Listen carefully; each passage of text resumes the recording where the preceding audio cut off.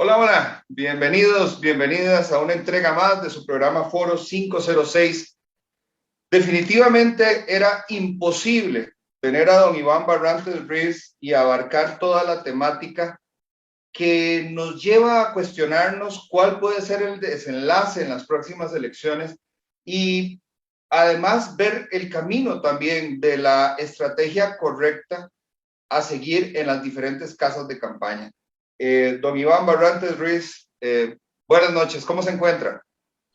¿Cómo está, mi estimado amigo? Pues aquí estamos en reprise, ¿verdad? Nos fue muy bien con el programa. Me ha llegado bastantes comentarios de todo tipo, pero el asunto es que comenten, ¿verdad? No que pase desapercibido.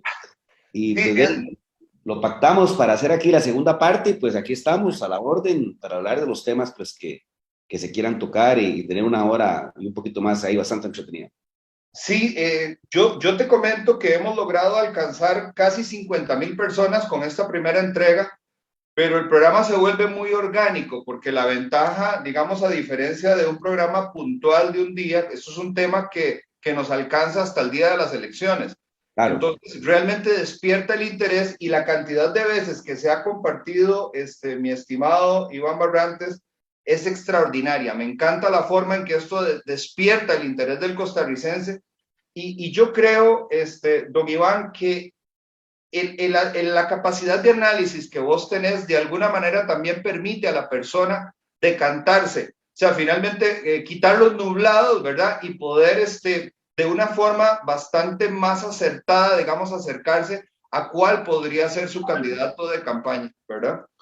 Excelente. Este, Iván Barrantes Ruiz es estratega político, consultor internacional, investigador, analista político, para mí, de los mejores con los que cuenta el país. Y Iván, Gracias. si me permitís el halago, creo que también en poco tiempo podrías convertirte en un analista internacional y ser también una voz interesantísima en Latinoamérica. Y yo espero el momento en el que eso se dé, porque realmente vos tenés un olfato que supera las fronteras costarricenses. Yo te escuchaba haciendo análisis, bueno, obviamente de Chile, que fue un lugar en donde vos estuviste, pero tenés la mirada puesta en Centroamérica, podés ver muy bien y entender muy bien el mercado, digamos, el mercado de los votantes, el mercado electoral en Sudamérica, y, ¿por qué no?, también en Norteamérica. Así es que yo espero verte pronto dar un paso hacia ese lado, porque realmente creo que es justo para los muchachos que vienen iniciándose en las carreras de ciencias políticas, el análisis político, los politólogos y los estrategas de campaña, que puedan entender de primera mano cómo se mueve esto que vos le llamás el mercado, ¿verdad? Así es, ¿no? Y muchas gracias por el halago, agradecido, realmente en eso estamos. Casualmente ayer hice un programa analizando el tema Ucrania, el conflicto Ucrania-Rusia, con Luis Fishman y Eduardo Ulibarri. Eh, yo te diría que un poco esto viene por la apertura mental que uno logra cuando vive fuera del país y cuando se desarrolla en una carrera internacional. Yo un día hacía cuentas que desde que tengo 15 años, más o menos, digamos, mi estabilidad se rompió a los 12, 13 años que nos fuimos de Barrio México, siempre hemos vivido a un proyecto en Purual que se llama Curú, soy curutense orgullosamente, y yo me di la tarea de contar la cantidad de casas que he vivido desde ese momento que se rompe esa estabilidad, y he vivido en 25 casas desde que Wow. tengo 14 años. O sea, en los últimos 28 años he vivido en 14 lugares, perdón, 38 años, 14 lugares, 24 lugares, perdón. 24 casas diferentes, 7 países distintos. Entonces, alguien me decía, ¿eso es disfuncionalidad? Digo, creo que sí, pero creo que le permite a uno una apertura mental y un concepto de cero arraigo, ¿verdad? Cero casarse. Ah, bueno, y si eso le sumo los 3 matrimonios y 2 divorcios, imagínate, fui padre muy joven, de 20 años, y mi hijo mayor tiene 21, mi hijo mayor tiene 30 años, cumplió la semana pasada. Digamos que esa forma de operar en mi vida y que me ha llevado en distintos lugares. He vivido, sé lo que es vivir desde Boca Ratón, Florida, que es una cosa, ¿verdad? Top level, Uh -huh. hasta vivir en San Pedro Sula, Honduras, ¿verdad? Que es un lugar sumamente complejo, peligroso y con niveles de pobreza bastante fuertes. Sé lo que es hacer negocios en Santiago, Chile, en Sanhattan, que llamaba, como en hacerlos en Haití, donde la gente cae como moscas, ¿verdad? O sea, yo creo que esa particularidad que me ha marcado en mi vida, de estar en diferentes lugares, en diferentes instancias, en diferentes situaciones, cuando yo era director de franquicia de Cadbury Schweppes, que es la empresa dueña a nivel mundial de marcas de bebidas como Squirt, Crush, Dr. Pepper, etcétera. Aquí en Costa Rica en la mañana estaba en un embotellador de Coca-Cola, que era embotelladora Tica en su momento, y después Panamco, y en la tarde estar en embotelladora centroamericana, que era el de Pepsi. Era el cambio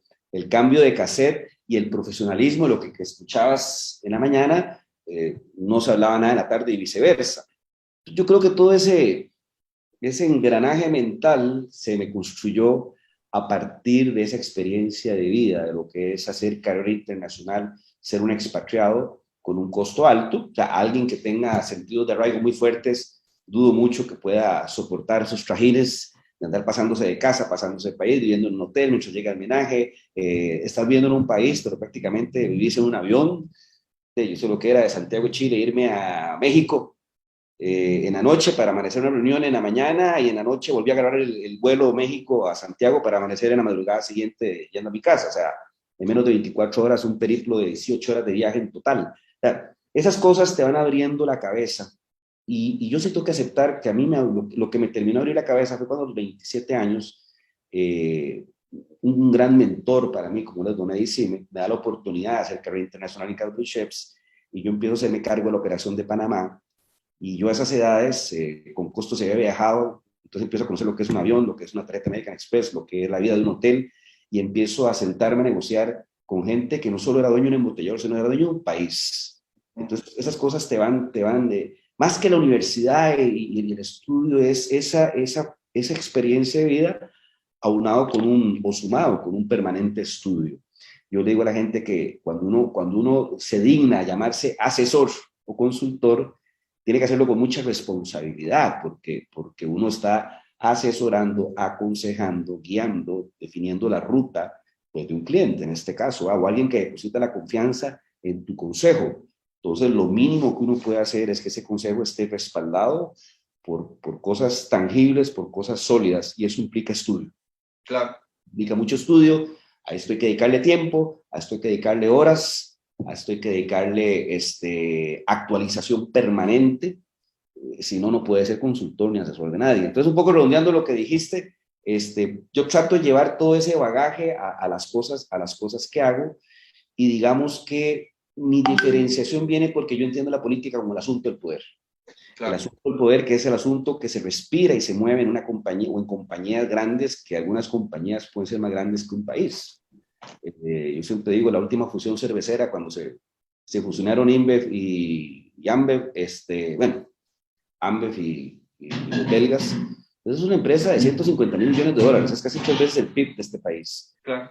Entonces, operar en esos círculos y accesar la parte de arriba donde hay compensaciones recontramillonarias. Mi último jefe, yo siempre lo comento, su compensación anual era como $3 millones al año.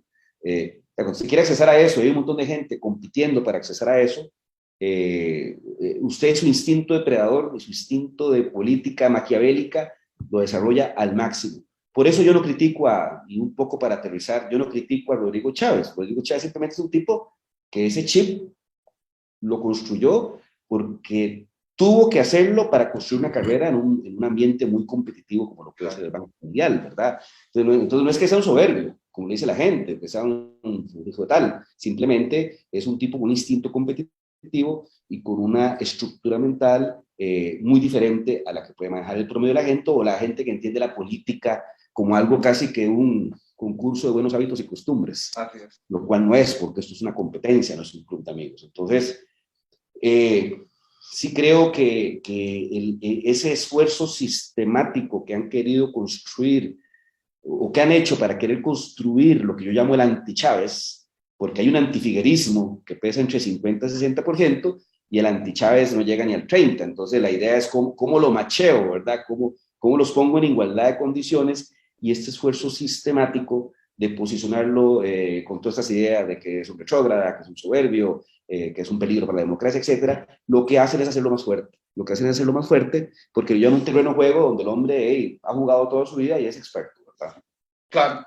Ahora, Iván, si hay algo que a mí me encanta de poder compartir con vos aquí en el programa y hacer estos análisis, es que esa cosmovisión o ese análisis de los nichos de mercado, de los segmentos del mercado, de los votantes, de la segmentación de los votantes, de las mujeres, ¿cuáles mujeres? Las mayores de 50, las de 30 a 50, las menores de 30.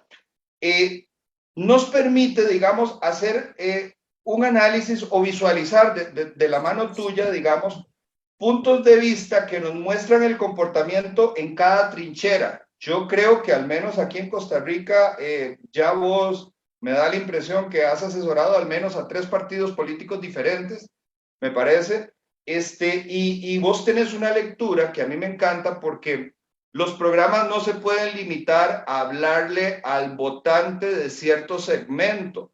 Hay que entender las necesidades, los anhelos, los sueños y las esperanzas de las personas que están sufriendo un gobierno y por el contrario de los que han sido muy beneficiados por un gobierno. Ahora, Iván, como yo te comentaba, hubo cientos de comentarios positivos.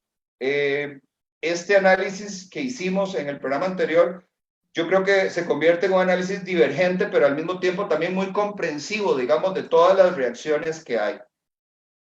Algunos analistas, Iván, aseguran que la fórmula Rodrigo Chávez en realidad debe entenderse como la fórmula Rodrigo Chávez-Pilar Cisneros y que esto justamente explica una buena parte del fenómeno porque se aparece una cara nueva reforzada con un arquetipo de una persona que ha sido muy luchadora, muy confrontativa, digamos, con la corrupción y con los grupos políticos tradicionales. Esta imagen, además, como bien vos lo comentás, cuando desde la trinchera del Partido de Liberación Nacional se trata de atacar a Chávez con el tema de la misoginia y del acoso y poner a las mujeres, digamos, para que se preocupen mucho en caso de que llegara un hombre como él a la presidencia, lo cierto es que esa narrativa se cae cuando está doña Pilar Cisneros a la par.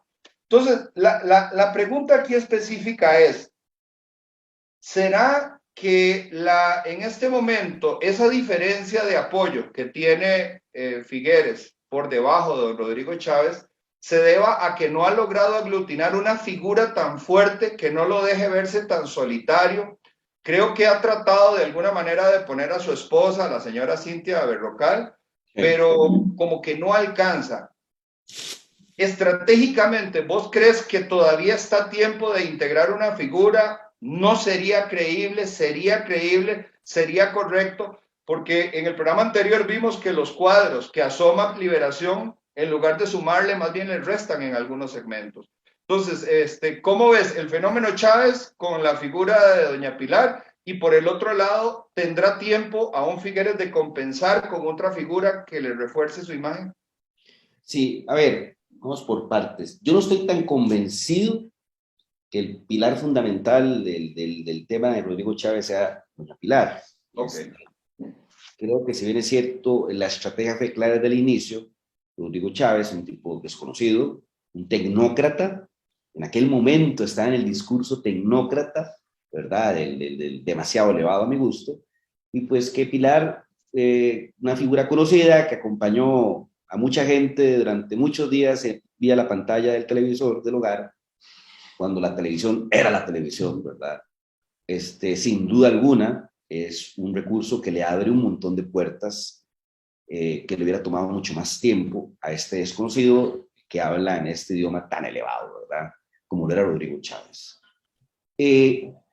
Creo que el fenómeno que se da a partir de las denuncias de acoso o de las publicaciones de las denuncias de acoso y todo este quilombo, ¿verdad? Con el problema que tuvo Chávez con estas mujeres, eso es lo que lo catapulta. Lo catapulta porque lo pone en la conversación, lo da a conocer y hay que entender algo. Y de nuevo, ¿en cuál país vive usted? Lo expuso para bien. O sea, el escándalo lo hace pasar al frente, por lo menos en el... Yo no diría que para bien, o sea, lo pone en el mapa. Okay. Lo pone en el mapa y aquí hay que entender en cuál Costa Rica vivimos. En la Costa Rica elitista, donde eso posiblemente sea pecado mortal, ¿verdad?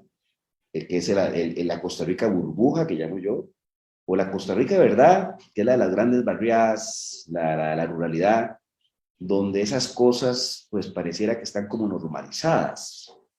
No vamos a entrar aquí en la discusión si es bueno o malo, positivo o negativo, simplemente es el modus vivendi, ¿verdad? En la gran barriada, donde prácticamente hay situaciones que la gente lo ve, como me dijo un amigo un día, un amigo no conocido en una cantina. A mí me gusta mucho andar pernoctando en diferentes lugares. Yo ahora estoy feliz que la restricción ya no va, porque entonces le permite a uno invertirle más tiempo a ese tema y andar un poco en este ejercicio de conversar con la gente y realmente entender lo que yo llamo la política cotidiana, no la política de análisis y de escritorio de nosotros los que andamos en esto, que estamos bien pagados, que estamos bien acomodados, y no en esta política cotidiana del ciudadano común y silvestre, el de a pie, como decía aquel ex ministro de Comunicación, Mauricio Herrera, mi amigo Mauricio Herrera, que está ahora en Honduras de embajador, el ministro aguacatero, le decía yo, por la anécdota de los aguacates de Subway.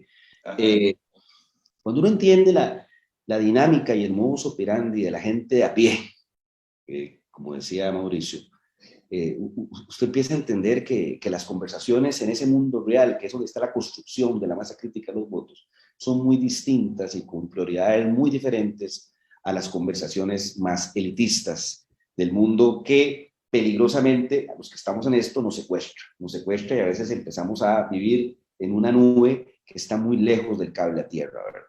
Entonces a veces la gente le da connotaciones extraordinarias a cosas que no lo son.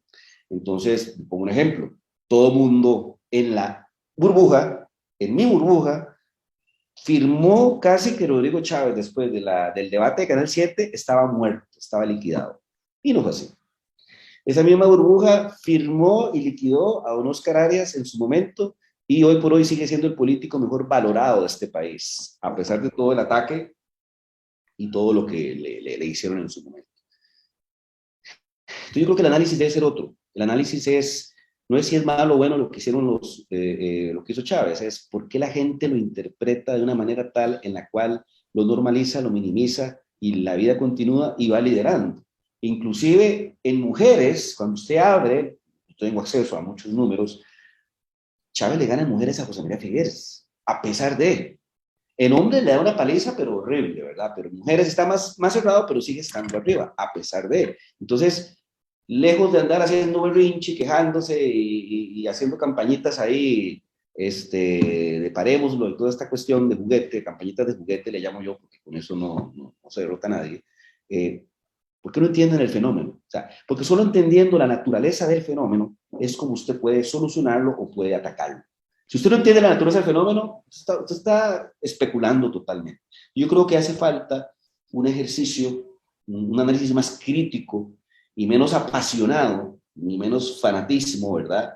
Sobre el tema. Creo que ahí hay una tremenda debilidad y una tremenda oportunidad de cara a lo que es la campaña de José María Figueres, de entender por qué este fenómeno, que no es un fenómeno. La verdad es que en el mundo real lo que le pasó a Rodrigo Chávez pareciera que es irrelevante. Entonces, ¿por qué insistir en darle relevancia a algo que es irrelevante en el mundo real? Otro ejemplo, estructura paralela. Yo te invito a que vayas afuera a preguntarle a la gente qué es estructura paralela. No entiende nada. Entonces, esa discusión es totalmente frugal. Pero vaya, pregúntele a alguien qué opina de que alguien se haya escondido, casi escondidas, en un avión a la República Dominicana. Y la cantidad de mitos urbanos y de historias alrededor de eso superan la imaginación. Entonces, es el tipo de cosas que una campaña debe entender, pero eso parte mucho de a quién le está hablando la campaña. Si usted queda atrapado en el análisis burbuja, está claro que usted le habla a la élite y estará preocupado por lo que diga la editorial de La Nación todos los días. Si usted le habla a la gran masa, usted empieza a despreocuparse de esos temas. Yo hice un ejercicio muy interesante, lo hice por convicción. Cuando regresé a Costa Rica, en el 2013, a hacerme cargo de la campaña de Luis Guillermo Solís, en noviembre del 2013, me puse como disciplina durante los 60 días, que fueron diciembre y enero, casi 70 días, contando el poquillo de noviembre, de no escuchar ningún programa, no leer ningún periódico ni ver a ningún analista. No me voy a contaminar. La campaña es para la calle. Y te lo juro, no vi, ni observé, ni me fijé en absolutamente nada. Y me decían, es que la nación dijo, Teresa, lo que ha dicho, la campaña está en la calle. Porque a veces quedamos víctimas de nuestro propio círculo. Claro. Y no ampliamos el scope y no encontramos las respuestas que a veces están ahí nomás, en la calle, donde se construyen los votos. Entonces, creo que ambas campañas están pecando, porque estoy viendo la campaña de Rodrigo Chávez cometiendo un pecado.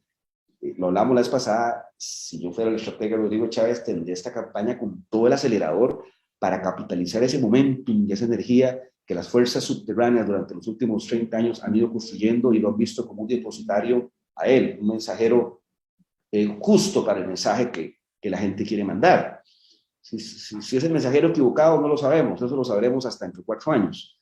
Pero hoy es el mensajero idóneo, de acuerdo a lo que la gente visualiza como el depositario de estas fuerzas subterráneas que ha venido canalizando y construyéndose a partir de una sociedad que se ha segregado y se ha convertido en las más desiguales del mundo. Entonces, ahí es donde se pelean los votos, ahí es donde se pelea la campaña, pero veo una campaña del Partido Progreso Socialdemócrata como siguiendo el ritmo de la liberación que inteligentemente, no sé si adrede, la ha ido ralentizando, le ha ido bajando el tono, le ha ido bajando el acelerador, porque aquí lo que puede pasar, y eso se lo comentaba ayer a alguien, hay momentos que cuando usted está en una segunda vuelta, ya no es el tema que si gana la segunda vuelta, a veces ya uno sabe que eso va a pasar, es cómo gano de tal manera que pueda construir la ruta de la gobernabilidad. Si aquí hay una abstención del 60% y la victoria es pírrica, y con 10 diputados en una asamblea y una fracción que pareciera que no habrá ni un año junta, va a estar dividida, porque de nuevo es un partido nuevo y que tenía visualizado un resultado que no necesariamente es el que está dando, y creo que en sus números no estaba a tener 10 diputados, si acaso 5. Un poco lo que le pasó a Restauración Nacional hace 4 años, visualizado salió 14. Claro. Si uno no empieza a construir la ruta para esa gobernabilidad, para la construcción de ese capital político que le permita, como partido minoritario en una asamblea y como partido nuevo en el ejercicio del poder, si uno empieza a construir esa ruta de la gobernabilidad, va a tener muchos problemas. Va a tener muchos problemas. Entonces, la única forma de que eso no pase es construyendo un triunfo contundente, construyendo una participación, la épica del voto que llaman. Yo siempre pongo ejemplo del caso de Luis Guillermo contra Johnny. Cuando Johnny se retira, la lógica decía, no hay que invertir más porque esto está ganado. No, sabe, ¿cuándo no invertir más? Aquí invertimos el triple, porque hay que construir un relato de que este es el gobierno más validado de la historia. Ese es un poco el lema. Y me acuerdo perfectamente que cuando yo hablaba de que el millón de votos, que era una cifra mágica, eran más, y de hecho se sacaron más, toda la gente decía que estábamos locos. ¿Cómo íbamos a lograr 1 millón de votos? Que eso era histórico. Entonces decía, claro que se puede lograr 1 millón de votos, porque es la forma de que si lo logramos podemos tener ese respaldo, ese capital político, que ese gobierno lo tuvo, pero que lo despilfarró en sus primeros 3 meses, y creo que el clímax de eso fue cuando dio aquel reporte de los 100 días, que esa cosa no tenía ni pie ni cabeza, con un gobierno con un capital político tan potente, que perfectamente puede haber hecho muchas cosas y muchas transformaciones más profundas. Claro. Ahora, Iván, hay una pregunta que yo estaba tentado a hacerte, inclusive desde el programa anterior. Y bueno, vos decís entonces, interpreto tus palabras como que realmente el fenómeno Pilar Cisneros estratégicamente no suma tanto como muchos podríamos creer. Ahora, hay un movimiento que hizo José María, pero Villalta, en la primera fase de las elecciones, que fue integrar figuras públicas, eso que le llaman los muchachitos más jóvenes influencers, ¿verdad? Entonces, él hizo un movimiento de ficha que yo dije, caramba, es interesante y no deja de ser arriesgado. Yo no sé si vos te acordás que se hizo viral un video en donde José María Villalta se reunía con un muchacho que se llama Alex Badilla, ¿verdad? Que representa de alguna manera no solamente a la juventud, sino también a la juventud diversa. Y entonces, bueno, y en otro momento, en otras elecciones, inclusive se acercó Hernán Jiménez, el muchacho del stand-up comedy, productor de cine y demás. ¿Podría ser contraindicado a estas alturas del partido traer influencers, traer figuras públicas, acercar, ¿eso suma realmente? O quien se expone, digamos, en este caso es la figura pública, al acercarse a un candidato determinado en caso de que éste pierda. ¿Qué opinión te merece? Porque, bueno, has visto campañas a nivel internacional, entonces yo no sé si estos movimientos de traer pies de amigo en media campaña y sobre todo de cara a una segunda ronda, podría ser una estrategia válida o no. Como estrategia siempre es válida, siempre la figura de lo que llamábamos en marketing el rostro, el celebrity, siempre es válido, es un tema, ¿verdad?, riesgoso para ambos, porque si la marca en la cual el celebrity apoya tiene un problema, el celebrity se le pegan las pulgas, como el perro flaco, o si el celebrity sale con Domingo 7, le puede hacer un daño a la reputación de marca, ¿verdad?, que apostó a que ese fuera su embajador. Entonces, digamos que hay un riesgo compartido entre ambas figuras, tanto el celebrity como la marca en cuestión, sea un político, sea una bebida, sea una cerveza, lo que sea. Aquí lo importante es entender quién es un celebrity, quién realmente es un influencer, quién realmente es un rostro que pueda mover las agujas, porque una decisión o una acción de este sujeto pueda generar un efecto de, ¿cómo se llama?, de sus seguidores, de apoyarlo o seguir lo que está haciendo. Claro. Creo que ese es el ejercicio donde se falla, porque a veces la gente que uno menos piensa es gente mucho más influyente. O sea, la influencia parte por el concepto de red, no por el concepto de rating. Son cosas distintas. Usted puede ser una persona con mucho rating, 150,000 seguidores, pero no construye red porque sus contenidos son muy pobres, tal vez, y entonces su capacidad de réplica y de viralizar, lo que llaman la viralización, la mal llamada viralización. Yo siempre les digo a la gente, eso no existe. O sea, cuando alguien dice viralicémoslo, ya vamos mal. La viralización es un concepto del mundo de la biología, y algo es viral cuando algo se genera espontáneamente, como los virus. Usted no supo en qué momento la pandemia, el COVID, ¿no? ¿En qué momento de la vida? Cuando usted se dio cuenta, está propagado por todo lado. Ese es el concepto de la viralidad, y es un concepto que no se construye, simplemente se da. Por eso la calidad del contenido es lo que garantiza una potencial viralidad. Hay sujetos que tienen mucho menos seguidores que un sujeto X, y su capacidad de alcance es mucho mayor. Porque sus contenidos son tan buenos y sus criterios son tan de referencia que los pocos que lo siguen le generan tienen una capacidad de réplica más grande que algunos otros u otras. Los políticos, por ejemplo, hay tendencia a que tengan muchos seguidores en Twitter, por ejemplo, pero la capacidad de réplica o lo que estos miles de seguidores generan como red es muy pobre, muy pobre. Igual pasa en la farándula. Entonces a veces esos influencers es gente de la que uno menos piensa, es un poco, yo una vez me leí un libro que lo regaló el director de Honduras, el dueño del Pepsi de Honduras, se llamaba El rico de al lado.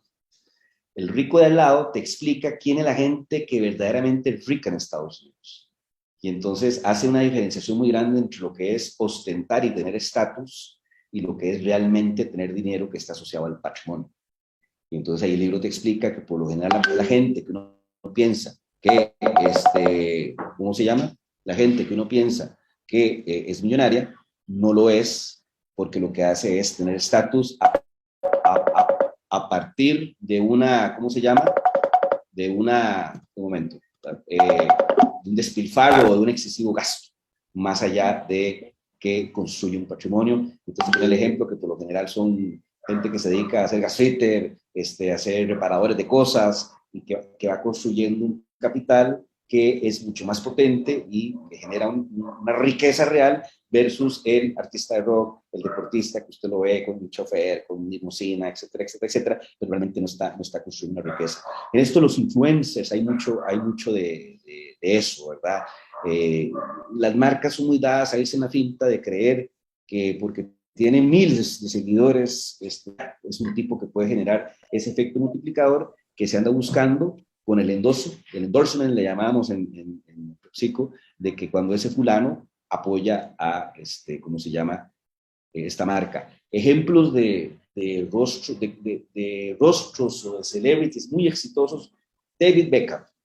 Beckham en estricta teoría como futbolista era bueno, pero tampoco era así como que la gran cosa. Pero donde Beckham llegaba, se generaba todo un tema y todo un negocio en venta de camisetas, marketing y la cosa. Tanto así que el fútbol se puso muy de moda en Estados Unidos cuando Beckham llega creo que era el Galaxy, no recuerdo a cuál equipo, que inclusive hasta una fiesta de bienvenida le hacen, está Tom Cruise, John Travolta, el otro, el príncipe del rap, y una cuestión, ¿verdad? Toda una magia alrededor de algo que no estrictamente es deportivo, ¿verdad?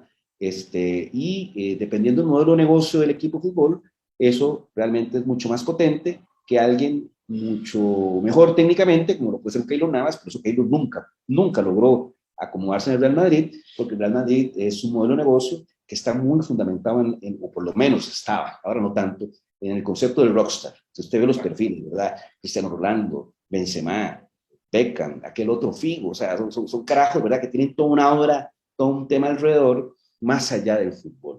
Entonces, cuando uno se mete en este tipo de cosas, a buscar esos apoyos, ese es el análisis, no tanto de que si me apoyo o no me apoyo. Ahora, Iván, bajamos un nivel, pero seguimos básicamente en la misma línea. A mí me ha llamado poderosamente la atención cuando un precandidato o un candidato o inclusive un presidente que se está estrenando va a la peregrinación por la casa de Oscar Arias para que le dé la bendición. Es algo muy típico, digamos, de los candidatos de liberación y de alguna manera entonces dicen, bueno, ya don Oscar apoyó a Figueres. Yo no sé qué caudal de votos se le puede endosar, utilizo tu palabra, hacer el endorsement, ¿verdad? De entregarle, digamos, como yo dije que es bueno, como yo dije que lo apoyo, entonces le genero una masa crítica de votantes. Y el otro fenómeno que también me resulta muy interesante es que ahora que hay dos candidatos para la final, para la segunda ronda, andan buscando hablar con Villalta unos o con Fabricio Alvarado otros, y entonces la pregunta es, ¿qué tanto influencian, digamos, un Fabricio Alvarado si al final dice, bueno, yo personalmente voy a votar por don Rodrigo, por ejemplo, o yo personalmente voy a votar por José María? ¿Realmente tiene el poder, la capacidad de tomar esos 250,000 votos y ponérselos a disposición? ¿O esto es un espejismo, una estrategia de tanteo? ¿Cómo lo ves? Porque no deja de ser también una forma de influenciar. Sí, es un tema de simbolismos. Ok. Cuando el público ya afuera empieza a observar que al candidato X es el que lo están apoyando, los que quedaron fuera de la competencia, se empieza a generar una suerte de imaginario de que lo están apoyando porque ese es el hombre. Hay un poco de eso. No es cierto que porque un candidato X le dé el endorsement, entonces automáticamente el 100% de los votos va para allá. Una parte importante sí, ¿verdad? Porque si las cualidades del líder son las correctas, hay una suerte de seguimiento. Pero hay casos de casos. Tocas el tema, Fabricio. El voto fabricista es un voto muy vertical, por las características y la afinidad emocional que ese votante ha construido con ese candidato. Yo te puedo decir que la afinidad emocional del Fabri Lover, así lo catalogué yo cuando analicé, es de 1 a 10, en escala 1 a 10, donde 1 es lo menos afín y 10 es lo más afín, es de 9.4. Eso ya no es afinidad, eso es enamoramiento. Por eso Fabricio... Ya, es un liderazgo tal cual lo decía la campaña, o sea, es un líder. Así es, por eso él tiene que ser muy cuidadoso en sus temas de su vida personal, en sus temas públicos, porque cuando te dan esa idealización, cualquier fallita es severamente castigada, ¿verdad? Pero esa idealización, ese enamoramiento genera una fidelización, una fidelidad a lo que diga o haga el candidato. Entonces, cuando usted entiende eso, ahí sí está claro que un apoyo público y un compromiso de apoyar a X puede generar un efecto multiplicador interesante en todo ese volumen que tiene una credibilidad y una confianza en ese líder que raya a veces tal vez lo irracional. Pero ese es el ejercicio que uno tiene que hacer, o sea, no es la acción por la acción. Se requiere un análisis para entender estos detalles, y yo me atrevería a decir que el apoyo de Fabricio Alvarado puede ser un apoyo que termine de inclinar la balanza para algún lado. Y don Oscar Arias, y Laura Chinchilla, y otros Lo que pasa es que esos son liderazgos que están más acotados dentro del partido. A lo interno, en el seno. Exactamente. Yo recuerdo una campaña del 2017 que yo estaba con Antonio Álvarez, que le ganamos a José María, uno de los pilares más fundamentales de toda la campaña era el apoyo de Oscar Arias. ¿Por qué? Porque en estricta teoría, lo interno de Liberación no hay un tomismo, por decirlo así, pero es un arismo que es el que le hace el contrapeso y le gana al figuerismo. Entonces era necesario y era importante de cara a una convención interna donde hay un voto duro PLN, que es el que se moviliza, el apoyo de esta figura que sigue siendo un referente dentro del partido. Iván, va una bomba atómica. Yo agradezco profundamente a la vida y a Dios la posibilidad de conocerte y poder tener esta conversación en este momento, porque yo sé que muchas personas desearían tener el poder hacerte este pase. En el programa anterior vos dijiste que estas próximas semanas de cara a las elecciones iban a ser de ataques muy duros y que esto no es un club de amigos. Yo soy del criterio de que entre más le dan a Chávez, la reacción de ese grupo, de ese cardumen que lo sigue, se vuelve más fuerte, como que se alinean todos y el ataque más bien se convierte en más fuerza para ese grupo. Ahora bien, en ciencias políticas se dice que el ataque desplaza. No siempre atacar a esa persona mueve al votante, o sea, hace que el votante se decepcione, pero no necesariamente que ese votante se venga a apoyarme a mí. Entonces, eso también es peligroso, salvo cuando se le apuesta, como vos bien decías, al voto duro de Liberación. Entonces, la estrategia puede ser atacar para que la gente finalmente no es que vote por mí, sino que no vote del todo. Entonces, aquí la pregunta es la bomba atómica. Ok, si vamos a hacer así de fríos en el análisis y lo que viene es una guerra frontal y se tienen que dar duro a partir de estas semanas, ¿a quién le conviene más atacar? ¿Quién debería de golpear más duro? El que debería estar golpeando todos los días y a toda hora es Rodrigo Chávez a José María Figueres, porque la motivación del voto hacia Chávez es contra José María. Claro. Entonces, si esa es la motivación, ahí podemos entrar en una discusión filosófica moralista que no debe ser así, que son las ideas, la capacidad, no sé. Aquí percepciones son realidades. Allá afuera la gente dice, voy a votar por ese man porque no quiero que quede Chema, es en términos coloquiales. Entonces, si yo, estratega de la campaña Chávez, entiendo eso, yo eso lo fomento todos los días, y qué campaña limpia y qué campaña de altura, pero a patadas todos los días, ¿verdad? Para fomentar esa motivación. Yo, como campaña Figueres, evitaría esa confrontación, dado que está claro que hay una relación 3-1 entre la relación negativa hacia José María versus la de Rodrigo Chávez. O sea, por uno de Chávez hay 3 de José María que no lo quieren. Entonces, es difícil. Ahora, lo que sí hay que hacer, pero no tan confrontativo, sino lo que llaman mano izquierda, ¿verdad? Que es, yo no fui, ¿ah? Ir creando esta suerte de anti-Chávez, que hoy es más pequeño que el anti-Figueres. Porque si el anti-Chávez empieza a crecer y hacen match, ahí sí hay una oportunidad, porque entonces ya no es, la ventaja competitiva ya no está en función del equity, del valor de marca, va a estar en función de la capacidad de ejecución, y ahí sí la maquinaria PLN le lleva, pero años luz de ventaja a la incipiente organización del Partido Progreso Socialdemócrata, que recién se inscribió en final de septiembre del año pasado. La pulpería. En estricta palabra, eso es. No es que sea malo ni bueno, simplemente pues, acaban de nacer y se les dio esta situación, pero aunque la situación los tenga arriba, y a lo interno sigue siendo una organización frágil y totalmente puede ser víctima de sus propios pecados, sus propios errores. Entonces, estratégicamente hablando, el partido, uno, tiene que tenerlos en el nivel máximo para capitalizar ese anti que tiene el otro y no darle tiempo a pensar y organizarse. Y el otro lo que tiene es que salirse de ese juego y llevar el partido a un tema más táctico donde pueda, tal vez, mientras la mano izquierda trabaja para construir el anti-Chávez, pueda tal vez entonces aprovecharse las debilidades del enemigo. ¿Cuáles son las debilidades del enemigo? Su organización, su territorial, su tema electoral, fiscal, etc. esta semana se libera en la prensa el famoso viaje secreto de José María Figueres. ¿No crees que fue desaprovechar una oportunidad de oro para el equipo contrario de haberle generado más ruido, más cuestionamiento y, como vos decías, alimentar fantasmas? Porque, Iván, hay algo aquí que está pasando. Por ejemplo, el equipo de don Rodrigo, me da la impresión, el nuevo equipo de comunicación está trabajando muy duro para llevar a la persona a las zonas costeras, a los pueblos, a la ruralidad, y que haya un contacto de personas con el personaje, pero un contacto en vivo, ¿verdad? Que se puedan tocar, saludar, escucharlo. Y esa ha sido la estrategia por la cual ellos están apostando. Y eso hace que el candidato esté tan ocupado y desgastándose tanto, hasta físicamente, que no logre responder a la estrategia táctica esta que vos estás diciendo, ¿verdad?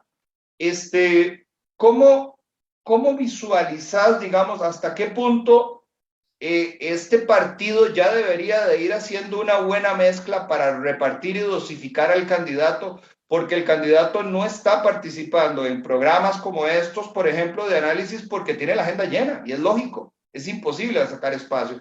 Entonces, primero, desaprovecharon una oportunidad de oro que se pudo haber, digamos, capitalizado con es que no es un escándalo, pero pudo convertirse en uno, ¿verdad?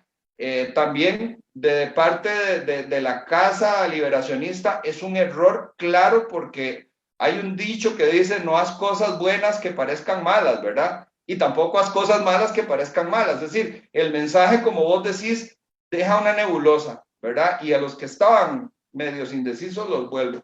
¿Cómo operarías vos si vos fueras el estratega, digamos, de don Rodrigo en este momento, de cara a este golpe duro que hay que dar? Okay, vamos a hablar del caso en sí. El caso en sí me parece un error de principiante. O sea, no entiendo cómo un hombre con el bagaje de José María Figueres y otra gente alrededor de él comete un error de principiante de este tipo, ¿verdad? Que es alguien me decía ayer, pero ¿qué tiene malo hacer un viaje? Yo, es que ahí es el tema. No son los hechos en sí, sino el halo, el aura alrededor del personaje. José María Figueres tiene que entender que después de Carlos Alvarado y Epsi Campbell, él es el político con mayor valoración negativa en el mercado.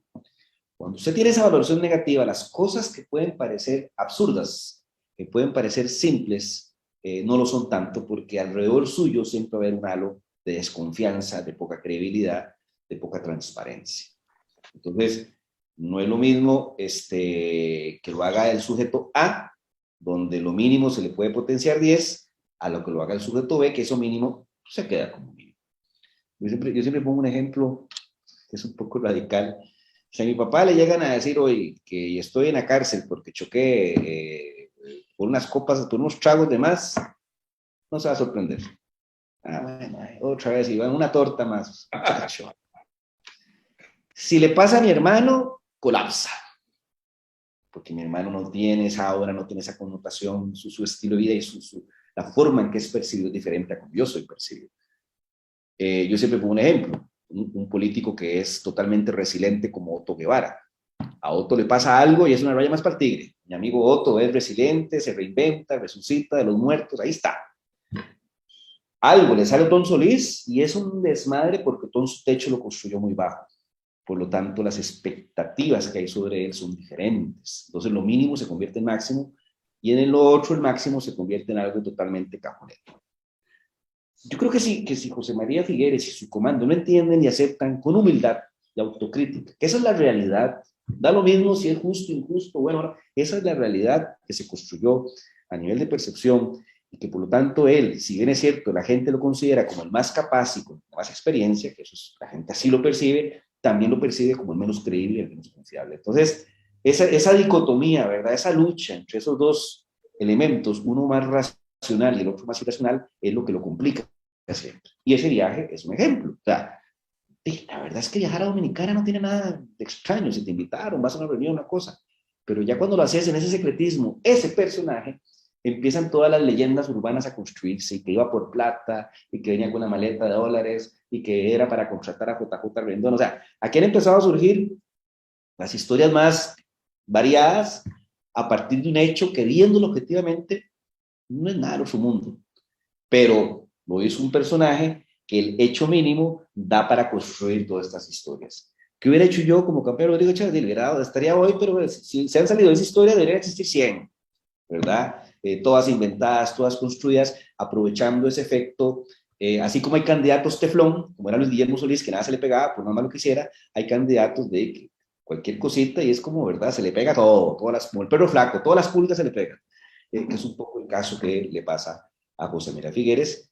Ahora, lo que sí logró el hecho, no por el arte o por el manejo de la campaña de Chávez, lo que sí logró el hecho del avión fue tirarse abajo la conversación y la discusión sobre la famosa estructura paralela, que era lo que estaba en el momento. Sale el avión y ya nadie hablaba más del tema, nos olvidamos del tema y la demanda más, el tema de Dominicana, e inclusive socios, o como quieras verlo, socios de la candidatura PLN o enemigos de la candidatura Chávez, como lo es un Canal 7, la editorial de Ignacio fue, ¿cómo se llama? Demoledor con respecto a la acción de José María. O sea, ya hasta tus supuestos socios entran en la conversación y entonces las faltas y los pecados del otro, que era lo que estaba ahí en el tapete con todo este tema de los asuntos del financiamiento, pasan a segundo plano. Entonces, lo decía yo en otro programa, aquí va a ganar el que haga menos errores. Pareciera que está en una competencia de quién se mete más autogoles, porque un día es uno, el otro es otro, y ahí están, ¿verdad? Creo que la campaña de José María Figueres todavía tiene tiempo para la construcción de ese anti-Chávez, para equiparar ese partido, y definitivamente meter la campaña al freezer para que la convocatoria a la votación sea la menor posible. En un escenario de abstención, entre menos gente vote, el 20-25% voto duro del PLN empieza a ser más fuerte. Y si eso le llama a su capacidad de movilización, su capacidad de organización, su experiencia, colmillo para ganar en la lucha del voto a voto, ¿verdad? Chorro incluido a veces, y la gente se enoja conmigo, pero es una realidad que eso existe, tácticamente hablando y muy así, guerrilleramente hablando, pero existe. Pero si usted empieza a combinar todos los factores en un escenario de baja convocatoria, eso puede hacer la diferencia. La gente tiene que entender que hay dos formas de construir el voto. Uno es vía la demanda, que es lo que te muestra una encuesta. La encuesta, ese número se llama intención de voto, como decir la intención de compra. El número final es una combinación entre esa demanda y la construcción de la oferta. Si usted no construye el sistema de distribución, si esto fuera el mundo de las bebidas y la bebida Chávez está ahí y el 70% del mercado la está demandando, si usted no tiene el sistema de camiones, de línea de producción, de vendedores, de capacidad de ejecución, etcétera, etcétera, esa demanda no la vas a capitalizar. Y si la otra marca tiene una demanda mucho más pequeña, pero su sistema es tan potente que sí la puede canalizar un 100% y en un tú a tú eso puede hacer la diferencia. Entonces, mucho se va a jugar ahí, pero eso en una diferencia de 10, 15 puntos, como está dando, la única forma de macharlo es bajando la intención de voto para que tu voto duro, que sos consciente que lo vas a mover, haga la diferencia en el sprint final. Ahora, Iván, un señor me escribió durante el programa, posterior al programa, y la crítica que él hacía es que decía, es que este programa no me parece parcial. Este programa es muy imparcial y básicamente está hablando mucho de Rodrigo Chávez. Pero yo quisiera explicarle a las personas que si nosotros en este momento estamos hablando de Rodrigo Chávez, es porque básicamente el 95%, el 98% de las encuestas lo ponen triunfando. Entonces, evidentemente, pues, lógicamente todas las miradas, así como vos decías, las miradas ¿cómo se llama?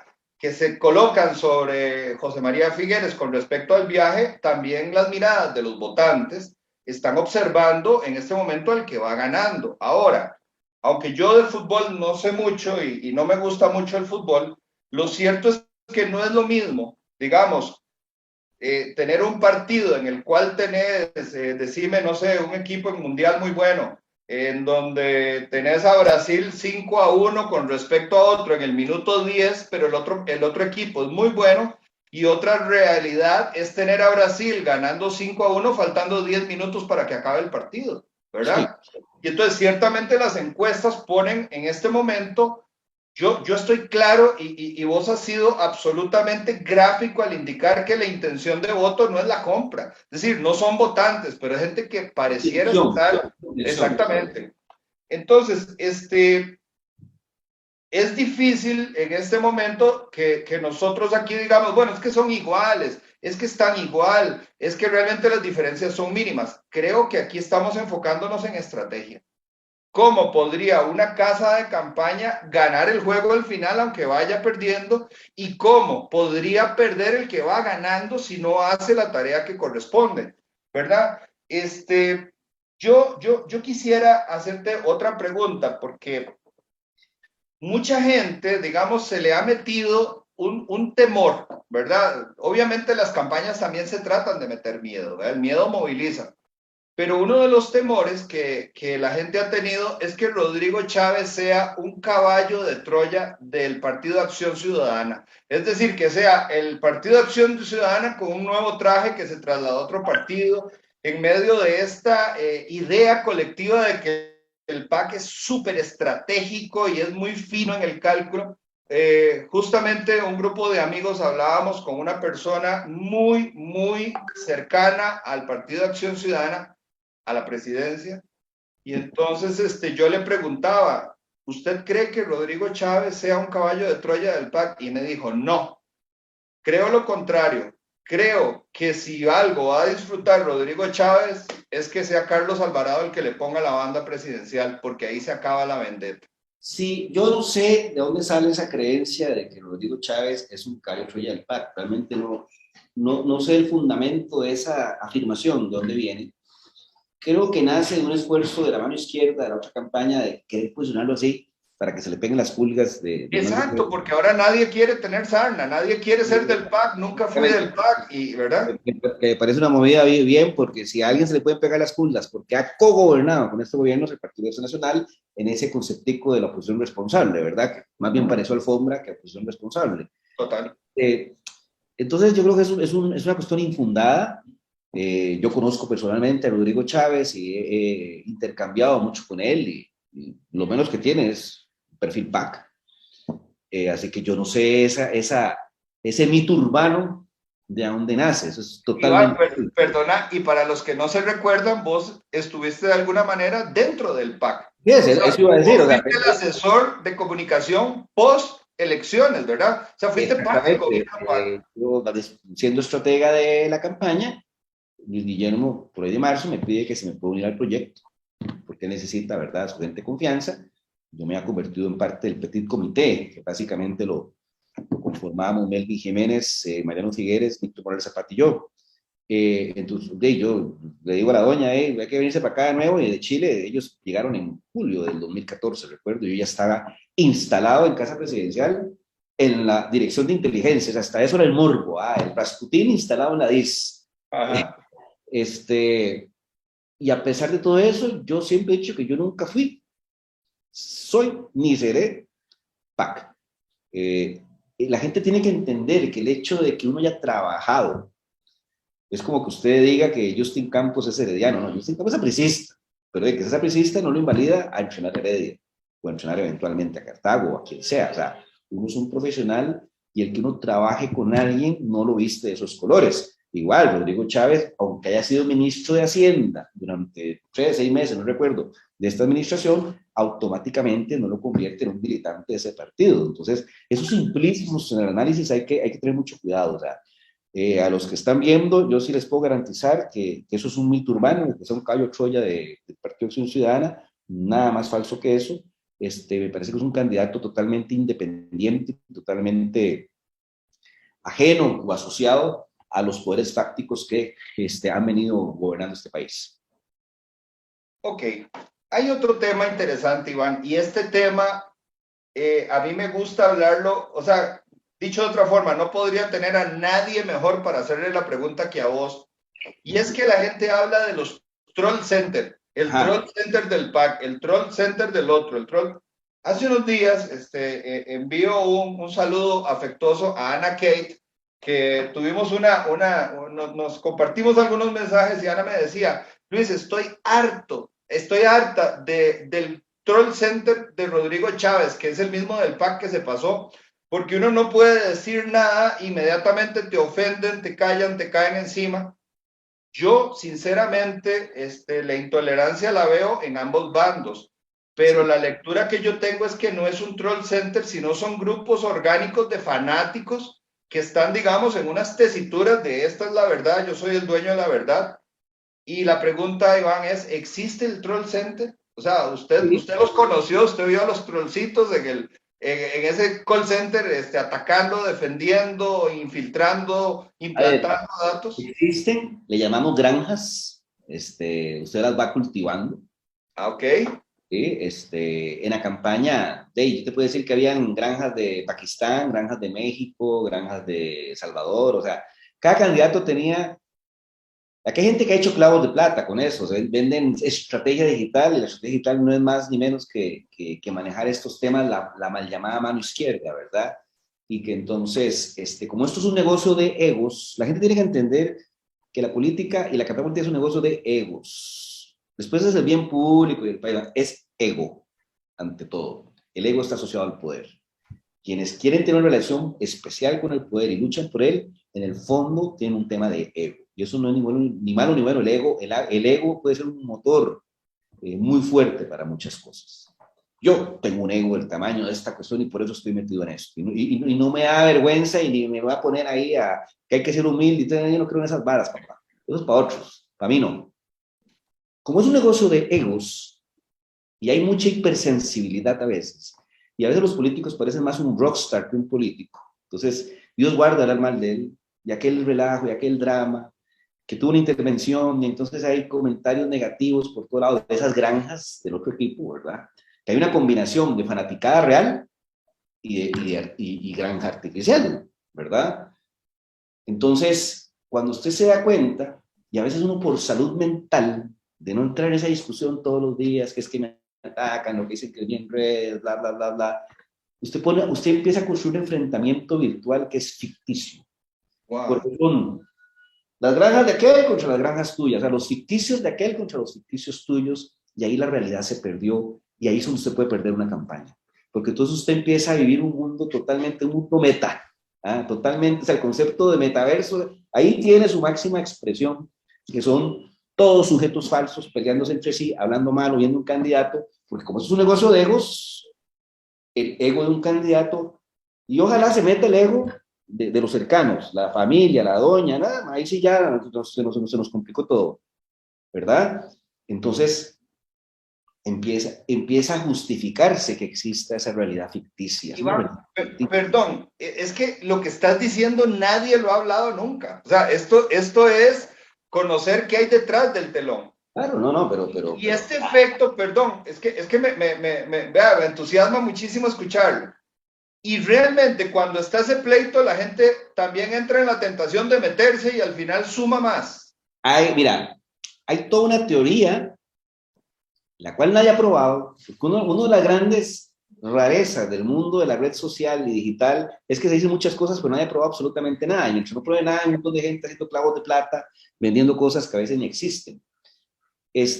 La teoría dice de que esos comentarios que se van construyendo y todos esos ataques o habladas a favor van construyendo una percepción en la gente que lee, ¿verdad? Entonces, si yo soy un usuario, A poco grabando ahí en la la silla. noticia de fulano y todos los comentarios de fulano hablando pestes del candidato en este caso, eso termina influyendo. A mí no existe una prueba o demostración de que eso sea así. Por lo menos a mí no me la han enseñado y yo no la he visto. Es una suposición. Y es un supuesto válido pensar que si yo solo leo cosas malas de alguien, terminaré pensando mal de él. Iván, perdona, es que no, disculpa que te interrumpa, pero es que necesito agregarle. Y aquel fenómeno de Cambridge Analytics que inclusive mostró cómo se logró volcar la votación en los Estados Unidos, no andaba por esta línea, digamos, de marcar tendencia, de leer pensamiento. Eso es diferente. Vos me preguntaste por el procente. Ajá, Acciones de guerrilla a mano izquierda. ok. Eso es muy diferente a construir algoritmos y toda una analítica en función del mar de información del cual usted puede disponer del recurso digital, porque el recurso digital tiene algo que no tiene el ATL, que es la trazabilidad, ¿verdad? Y de hecho todo el negocio construido alrededor del mundo digital tiene que ver con la trazabilidad. Entonces, si usted se metió a ver un carro que le llamó la atención, usted esa marca y ese carro lo perseguirá hasta en el excusado, ¿verdad? Entonces, la ventaja de lo digital es que se puede dar una trazabilidad y todo eso está asociado a métrica y a modelos cuantitativos que uno puede construir para generar una comunicación más efectiva, ¿verdad? Que básicamente son lo que llamamos la construcción de audiencias. Entonces, usted, por los hábitos de navegación y de consumo y de preferencias del sujeto que queda trazado en toda su navegación, desde la red, WhatsApp, lo que compró, lo que hizo, lo que leyó, usted puede ir construyendo mensajes más ad hoc, más afín a ese patrón que ese sujeto demostró en eso. Y también puede construir herramientas pues, para ir con personajes ficticios, ahí a hacer la ladilla, que ya sea para bien o para mal. Pero es un mundo muy ficticio, yo soy muy enemigo de eso, porque yo sí soy de la línea, yo nací con esto en el 2009. En el 2009 era muy genuino todo, no estaba tan contaminado. De hecho, la gran campaña que dio origen al mundo digital en la política fue la de Obama. De hecho, la campaña nuestra de 2009 en Chile con Marco Enrique Sominami, nosotros la construimos por Twitter.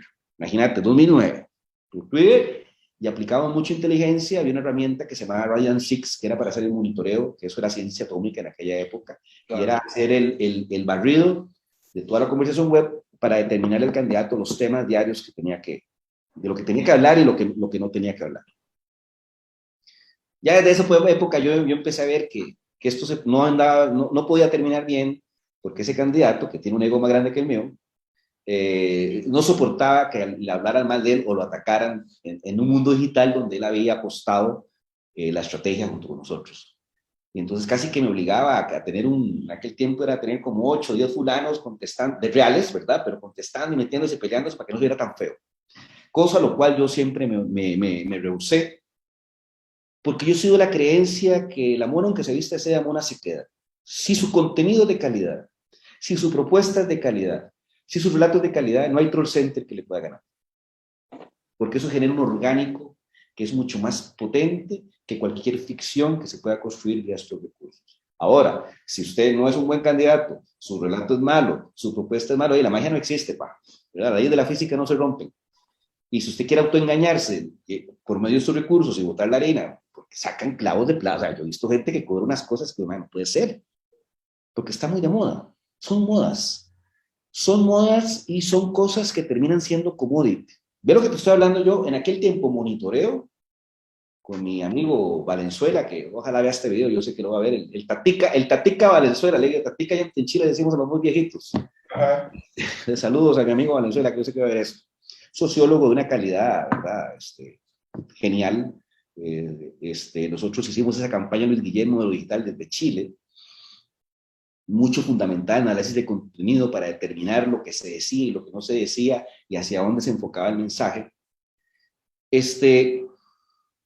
Yo siempre he creído que si uno direcciona bien las cosas con calidad de mensaje, con calidad de propuesta, con los públicos objetivos correctos, no hay necesidad de entrar a estas cosas. Lo que te decía, en aquella época monitoreo lo cobrábamos, pero era una cosa, uno se pudo haber hecho millonario si hubiera dedicado solo a eso. Hoy por hoy, monitoreo es un commodity. Además, si usted va y no tiene usted como agencia policial no tiene monitoreo de redes, está listo, ¿verdad? Hace 4 años, hablar de Cambridge Analytics y todos estos algoritmos, esta cosa era casi ciencia atómica y carísimo, te lo crean. Cada vez el precio va bajando porque se volvió un commodity. Ahorita vamos a entrar a modelos donde te lo puedo apostar. Ya en las próximas elecciones vamos a ver NFT, y que ya los blockchain y la criptomoneda, y vamos a empezar a entrar a variables de esas, y posiblemente en 4 años más sea un commodity. Esto es un mundo de sub y baja. O sea, las modas o las herramientas del momento que se convierten en boom, todas tienen el rendimiento, la curva de rendimientos decrecientes. O sea, la ingeniería en eso no miente. Usted, cualquier cosa nueva es innovación. Cuando todo el mundo lo empieza a hacer, o empieza a hacer el match, deja de ser innovación, y empieza a decrecer y se convierte en un commodity, decrecer en términos de precio. Cuando usted está solo y es el innovador, usted puede cobrar lo que le dé la gana. Cuando yo solo soy innovador, porque ya hay varios haciendo lo mismo y el precio se regula, entonces ya se vuelve un commodity y hay que buscar la siguiente innovación. Esa es, en el mundo de la tecnología, que es un mundo que yo trabajo mucho, esa es la eterna búsqueda. Cómo yo ese punto de rendimiento y curva decreciente lo vuelvo a convertir vía una nueva innovación y estoy entonces constantemente reinventándome. Pero en esencia, la columna vertebral del asunto sigue siendo la misma. Por más recurso tecnológico, por más herramienta, por más sofisticación que exista, esto es concepto, personaje, relato, guión, puesta en escena. Si usted controla esa columna vertebral, lo demás es complementario. Y a veces terminan preocupándose más por lo complementario y descuidando la columna vertebral. Ejemplo, José María Figueres. Tiene un problema serio de relato. ¿Por qué? Porque ya su relato de capacidad de experiencia contra ese animal político que le salió, que tiene la misma capacidad de experiencia y los contactos, todo sino más, y quedan desarmados. Ya no hay diferenciación. Entonces, tiene que urgentemente buscar un relato, y ese relato, que no vote en contra mía, discúlpeme, pero no es un buen relato. Creo que si ellos logran estas semanas darle un giro al personaje, al reto de campaña, podrían ir a competir. Hoy la tiene complicada. Un colega tuyo, Iván, con el que tuve la bendición, la suerte, la oportunidad de llevar un curso de estrategia de campaña política, se llama Jesús Gómez Espejel, un mexicano de la Universidad Panamericana. No sé si lo conoces porque ha estado involucrado en varias campañas en Costa Rica. Decía, reforzando la idea tuya de todos estos 4 elementos, digamos, para atacar en la campaña, que uno indispensable era el dinero. Todavía en este momento el dinero se vuelve algo tan absolutamente trascendental, y te hago la pregunta porque tengo un amigo que es un genio en el manejo de redes sociales, extraordinario. La mala suerte es que no lo supieron identificar y no se lo pudieron llevar los que no llegaron a segunda ronda. Porque él en particular me decía, no puedo revelar el nombre, pero doy fe de que es una persona extraordinariamente estratégica y sabe del manejo de redes como nadie, o sea, hace nada como pez en el agua. Y él me decía, Luis, la diferencia de que él y Feinsack llegue a la segunda ronda la hacen $50,000 dirigidos a través de este canal y a través de esta forma. Entonces, $50,000, yo sé que es mucho dinero, pero para una campaña política, Iván, vos sabés que es poco dinero. O sea, $50,000 lo recogen en un grupo como el de Eli en una semana. Pero no le apostaron a eso, no buscaron a un especialista como este, y la diferencia realmente era pequeña para la danza de millones que ha habido. Entonces, la pregunta es, ¿vos compartís de que ahora ya no es necesario tanto el dinero en esos volúmenes exagerados, sino la fineza táctica? ¿Cuál es tu opinión? Depende. No hay chocolate sin cacao, dicen, ¿verdad? El dinero seguirá siendo un factor fundamental en un negocio que necesita construcción de masa crítica. Okay. Y la necesidad de dinero va a estar muy asociada a las características del candidato, llámese la marca producto. Cuando vos tenés un candidato con mucho techo, vos tenés que invertir mucho dinero para romper ese techo. Cuando un candidato es desconocido, Eli Feinsack invirtió. Todavía en diciembre todos decían, mano, qué campaña más cara, el hombre no sube 2%, porque su gran reto era que lo conocieran. Y le invirtió mucho dinero. Si Eli Feinsack, después de tener esa plataforma que fue el debate entre demás contra José María Figueres, y que eso lo catapultó, esa catapulta no hubiera sido igual de efectiva si no hubiera construido la base que le requirió invertir mucho dinero, a pesar de que los números no se correlacionaban con ese dinero invertido. Entonces, a veces la gente confunde azar o circunstancias con, y entonces genera conclusiones muy concluyentes, valga la redundancia. Ejemplo, la campaña de Fabricio Alvarado de hace 4 años, de la primera vuelta la inversión oficial fueron $300,000. Eso fue. Y sacó 14 diputados, 25, pero estaba apalancada en un hecho excepcional, como fue todo el tema del fallo de la Corte y la discusión de la política y la religión y todo el contexto en el cual estábamos, que entonces le permite explosionar a un costo por punto de rating mucho más bajo. Si esa discusión no hubiera estado, con esos $300 no llegan a la esquina. Rodrigo Chávez invirtió igual como 300 millones, no, creo que fueron 300 millones de la cifra oficial, mucho menos que la campaña de Fabricio y la campaña de Figueres, que están por arriba de los 2.000 millones, porque son campañas que uno conceptualiza para ganar, y para ganar requerís inversión, y para dejar sentadas las bases de un proyecto. Pero está también circunstancial, o sea, él capitaliza una ola, una fuerza subterránea que se viene formando en el país y que encuentra él el depositario correcto.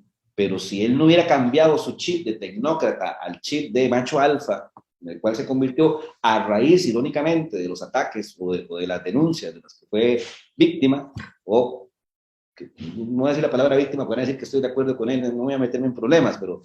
De donde estuvo involucrado, pues. Donde estuvo involucrado, si esa catapulta no hubiera existido, difícilmente hubiera existido el cambio chip que se dio en el personaje de Rodrigo Chávez, y que ese nuevo personaje que se deshace. Si usted analiza el discurso de Chávez de hoy con el de agosto del año pasado, son dos personas totalmente distintas, ¿verdad? Porque el de agosto del año pasado era el chip del exministro de Hacienda, el tecnócrata, el experto con carrera de 30 años del Banco Mundial. El de hoy es el que viene a defender los de abajo, el que va a sacar a patadas a los que han ordeñado la teta, y todo ese discurso más apalancado en este hombre fuerte, que es lo que el mercado demanda. Y ahí sí hay que darle algo razón. Cuando uno logra encontrar el relato correcto, que capitaliza el estado de ánimo del colectivo, sí la inversión es menor, porque entonces cada colón se potencia más. Se potencia más. Por ejemplo, la campaña de Fabricio, la estrategia era el público fuerte, duro de esa campaña, que es un público pro vida, familia, valores, etcétera, muy asociado al tema, ni siquiera la religión, sino de esta forma más correcta y moral de vivir las cosas. Y entonces, digamos que ahí el efecto multiplicador es menos potente. Es menos potente, porque es una cosa como más flat. Entonces, yo creo que es una muy fuerte inversión para tener a ese grupo fidelizado y que te represente una ventaja competitiva con respecto al resto. No fue tan malo, al final es un tercer lugar, perdido en las a priori, que llamo yo, porque se metió en una discusión un tipo con un relato que era muy superior emocionalmente al de cualquier otro. Y que es un relato que no construyó, se lo fue encontrando en el camino, ¿verdad? Así que a veces pasa mucho eso. Ahora, Iván, hay otro, vamos a ver, hay otro efecto que se da en términos de las votaciones, del fútbol y demás. Yo no sé si has visto sapricistas que se vuelven heredianos cuando la final no la tienes a prisa, y ves liguistas que van con Cartago, y bueno, ese tipo de fenómenos que cuando yo estaba pequeñito le llamaban pancista, ¿verdad? El que está con uno y luego está con otro. Ok, en términos de la política se le llama efecto wagon cuando los números, en este caso la intención de voto, porque yo quiero aclarar, repetir tus palabras porque estoy totalmente de acuerdo, intención de voto no son votos, son votos potenciales, pero eso es importante porque puede engañar a los grupos que ya dan por ganado, ¿verdad? O a los grupos que se desaniman y dan por perdido el partido.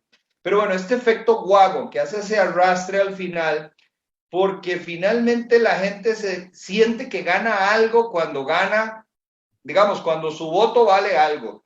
No es la misma la sensación de decir, mira, fui, voté, perdimos y se va todo triste para la casa el domingo, a salir con las banderas, a hacer bulla, o es más, yo recuerdo el efecto Luis Guillermo Solís, ¿verdad?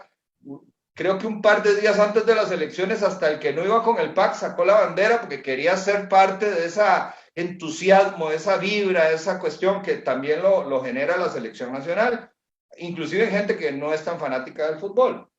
Y la pregunta va por este lado. ¿Esos votantes desanimados podrían animarse y generar un fenómeno de última hora si los números de don Rodrigo Chávez siguen tan altos con estas diferencias? Es decir, podría contagiarse el que no le interesa con tal de ir a celebrar y sentir que ganó. A ver, puede en la medida que la campaña decida canalizar el relato y la energía hacia esa épica. Yo le llamo la épica del voto. Claro. ¿Verdad? La épica de salir a votar. La épica Vamos irracional. a cambiar el país, a rescatar el país, a sacarlo de... Casi siempre digo, usted quiere ver una irracionalidad, vea las películas de Señor de los Anillos y todas esas películas épicas, aquí hay un montón de más matándose por una causa que no saben ni cuál es. Un poco yo siempre pongo el video de Corazón Valiente, Claro. que se echa Mel Gibson ahí, ¿verdad?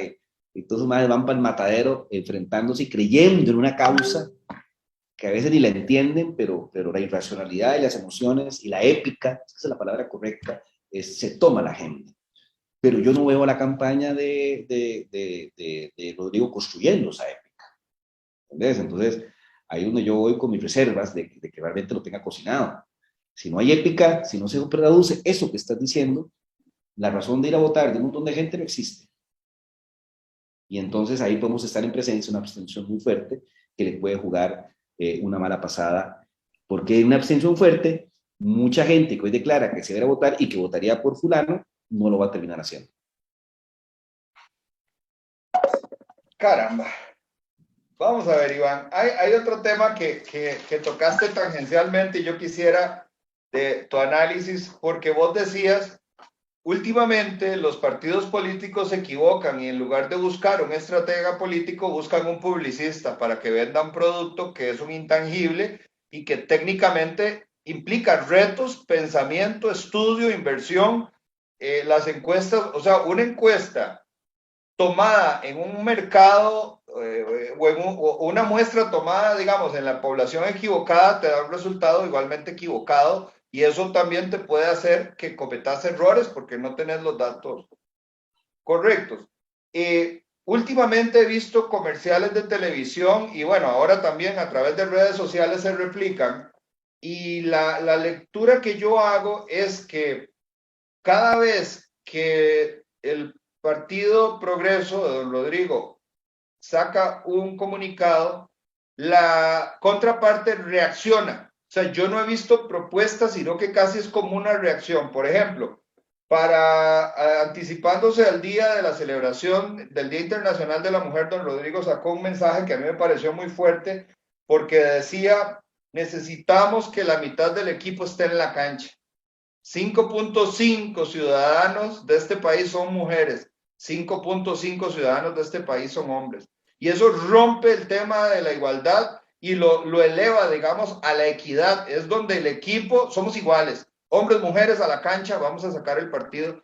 Y entonces por el otro lado ellos vuelven a traer el tema de que jamás se debería de tener un presidente que se cuestione y entonces ponen un montón de comerciales que son unas palabritas que van muy rápido del vota, no vota en contra, sino vota a favor, y también metiendo el tema mujer, haciendo un enredo con el tema ambiental, que a mí me parece que tienen pocos puntos de coincidencia, pero yo percibo o leo en la campaña de liberación reactividad, o sea, son reactivos, no son proactivos. Por el lado de Rodrigo me parece que no se está manejando en la parte publicitaria. Yo sé que lo tuyo es estratégico, pero te pregunto, ¿cómo ves vos el diseño publicitario del mensaje, de las narrativas en este momento en ambas casas de campaña? Sí, a mí la de José María, en ese tono de no voten contra mía, en lo personal no me gusta. Se parece el contráteme, ¿verdad? No sé si se parece a contrato, me parece que no hay necesidad de reforzar en mi debilidad. No sé, hubiera buscado algo que me permitiera sustituir mi relato inicial, que era de el más capaz, el más experto, el más contactado. Costa Rica necesita presidente, que ¿Sí? me parece muy potente. Ese me parecía bastante potente y no sé, no entiendo por qué se fueron por esta variable de votar en contra de. Votar en contra de puede aplicar para el otro lado en la medida que yo sea efectivo en la construcción de la figura anti-Chávez en este caso, ¿verdad? Pero digamos, la campaña no me suena que vaya a tener la efectividad que andan buscando. En cuanto a lo de Rodrigo Chávez, me parece que todo es muy táctico, ¿verdad? Muy aprovechando el calor del momento. Ahora vi unas vallas por ahí con un mensaje, vamos a ser el país más feliz del mundo. Me parece algo ahí soft, ¿verdad? Flat. pero de nuevo, la campaña de él está más sustentada en su capacidad táctica, su capacidad guerrillera y en su figura, ¿verdad? Por eso es que los ataques, esta insistencia en golpearlo, lo potencian más porque están dándole materia prima para desenvolverse y moverse en el hábitat que quiere, en el hábitat donde él es fuerte. Ahora, Iván, lo comentaste la semana pasada. Tengo un deadline ahí, nos queda poco tiempo. Sí, no, esta es la última pregunta, de hecho. La semana pasada comentaste que esta estrategia de los sindicatos a través de la NEP con Albino Vargas de pasar factura, hoy más que nunca se refuerza porque Liberación apoyó el proyecto de empleo público. Aquí en la salida del horno se quemó el pan, ¿verdad? Prácticamente en las elecciones. ¿Crees vos que ese grupo puede hacer una masa crítica? Porque el pasar factura hoy es muy sencillo, vayamos todos a votar por Rodrigo Chávez.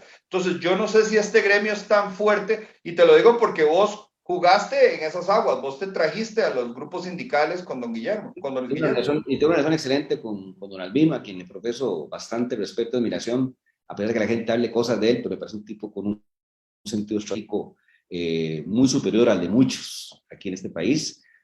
Siempre me ha quedado la gran duda de la capacidad de movilización y enlutamiento de ese sector, ¿verdad? Si bien es cierto, hay una beligerancia fuerte, hay una capacidad mediática fuerte, no estoy tan convencido, los veo muy divididos en diferentes frentes, ¿verdad?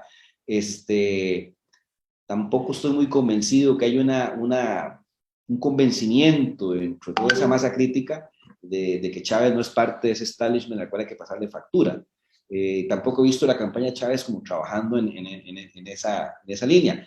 Sí te puedo asegurar que Liberación, y Liberación especialmente, que gobernó estos 4 años con Carlos Alvarado, y que Carlos Alvarado, entre la ley de antihuelgas, la ley de empleo público y el combo fiscal, para el empleado público es el gobierno que más daño le ha hecho al sector público, y para los sindicatos el gobierno que más daño le ha hecho al movimiento social.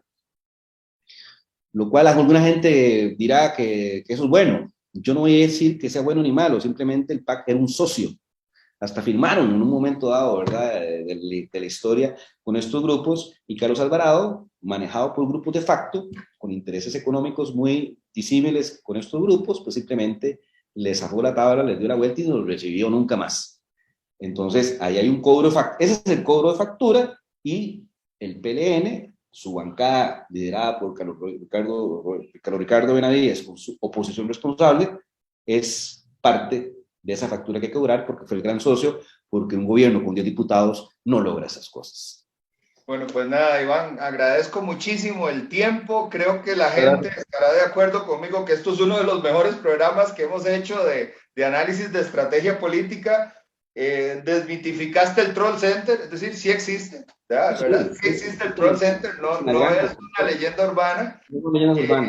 Y bueno, y muchísimas otras cosas. Iván, te agradezco muchísimo, esta es tu casa, espero tenerte pronto en el programa, y muchísimas gracias a usted que una vez más nos tiene en su casa y que ha dedicado el tiempo, la paciencia y la observación para entender por dónde es que se mueven estos grupos de votantes que pueden marcar la diferencia. Muchas gracias, que tenga una semana exitosísima, que Dios los bendiga, y nos vemos pronto en una nueva entrega de su programa Foro 506. Buenas noches, Iván.